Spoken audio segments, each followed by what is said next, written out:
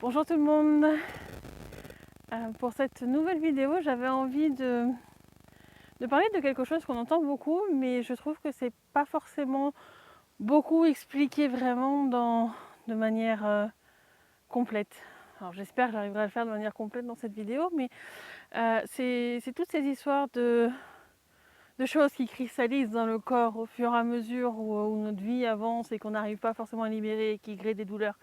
Et on entend beaucoup parler de libérer pour pouvoir aller mieux, pour pouvoir guérir, etc. Mais je trouve que le mécanisme en lui-même de comment ça se passe n'est pas forcément expliqué. Il faut comprendre que dans notre corps, on a plein de circuits énergétiques. Alors certes, il y a les circuits énergétiques que l'on voit dans la médecine chinoise avec l'acupuncture ou autre chose qui les utilise, mais il n'y a pas que ces circuits-là, il y en a plein.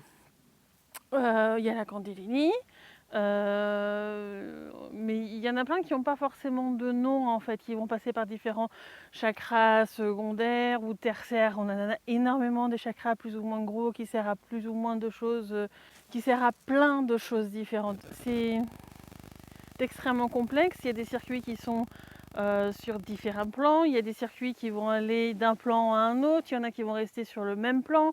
Donc c'est des choses qui sont très complexes. Et quand on vit dans une incarnation, que ce soit dans la matière ou sur un autre plan, on vit des expériences. Soit les expériences, on les vit et ça coule tout seul, et quand il y a des pardons à faire, on les fait tout de suite, etc. Et on n'a pas de rancune qui s'installe, on n'a pas de sensations désagréables, etc. Alors ça, c'est le cas idéal. Je pense que pour pratiquement personne, c'est le cas. À mon sens, je pense toujours quelques petites choses qui arrivent à s'incruster.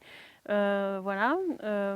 Même si moi, personnellement, dans mon cas, j'essaie vraiment de faire en sorte dès que je sens une petite perturbation, travailler directement dessus pour éviter qu'un s'installe.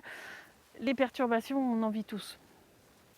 Ces perturbations-là, en fait, elles vont créer comme des petites particules dans ces circuits énergétiques un peu plus grosses. Ça peut générer aussi des amas, comment je vais pouvoir expliquer ça? Comme si à un moment donné, il y avait un gros bloc de pierre qui venait dans le circuit énergétique. Et ça, c'est cette sensation bizarre que l'on a. Et c'est quelque chose qui s'insère dans le circuit énergétique. À partir du moment où ça s'insère dans le circuit énergétique, ça va empêcher l'énergie d'être complètement fluide. Et si jamais ça fait il y a longtemps que ce gros amas s'est mis dans le circuit énergétique, petit à petit, il y a des choses qui vont se coller à lui. Il va devenir de plus en plus gros. Donc il va gêner de plus en plus la circulation. Donc au niveau du flux énergétique qui doit passer, il va passer de moins en moins, avec des filets qui sont de plus en plus fins. Et puis, il faut comprendre qu'une énergie, c'est quelque chose qui est complexe, qui transporte aussi des choses. Et donc, du coup, il y a des choses qui vont rester bloquées au niveau de cet amas. Et c'est ce qu'on appelle la cristallisation, en fait. C'est-à-dire qu'une partie de l'énergie, au lieu d'arriver à passer, va stagner devant cet amas. Et petit à petit, un peu comme quand on mélange, je ne sais pas, du sable à l'eau, petit à petit, quand il n'y a plus de mouvement, le sable, il descend. Et bien là, c'est la même chose. C'est ce sable qui stagne en bas qui est la cristallisation de l'énergie. Et mine de rien, ça empêche les différents circuits de bien fonctionner, les différents rouages, ça va les gripper. Et c'est là où on va commencer à avoir des sensations vraiment de douleur. Et ça veut dire que le mot, en général, il est déjà là depuis un petit moment. La source du problème a souvent été là depuis un petit moment. Donc en fait, ce qu'il faut faire, c'est essayer de comprendre quelle est la masse qui est l'origine du problème, du blocage. Donc ça, souvent, on le fait en dialoguant dans le subtil avec les guides. On demande vraiment à avoir l'information par rapport à ça. En général, on a besoin de le conscientiser. Alors ça peut se faire soi-même avec les guides, ça peut se faire avec des thérapeutes, ça peut se faire avec des amis qui ont des capacités, ça peut se faire en vérifiant avec le pendule, le oui et le non, des cartes. Il y a plein de choses possibles. Mais il faut trouver comment cet amas est venu à l'origine. Donc, une fois qu'on a conscientisé ce que c'est, souvent, pour arriver à les libérer, il faut faire un pardon. Parce que cet amas, il est là parce que on a de la colère, de la rancune. Parce qu'il y a une situation que l'on n'a pas digérée et qui laisse quelque chose derrière. Et à partir du moment où on aura dit, ok, ça n'a pas raison d'être ici, j'en veux pas. Je veux que la situation qui l'a amené ici soit vérifiée par la justice licite, afin que si jamais il y en a qui n'ont pas été respectueux envers moi, etc., avec mon chemin de vie, avec tout ça, eh bien je veux qu'ils aient les conséquences de leurs actes. Donc je fais des demandes en justice licite.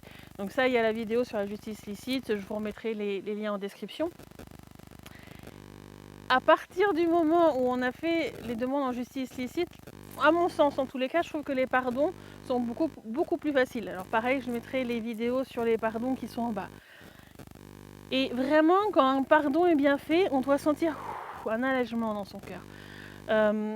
Moi, la façon dont je le préconise, c'est vraiment de se centrer au niveau du cœur et de répéter les phrases où on dit « je te pardonne, je me pardonne » et de mettre la situation.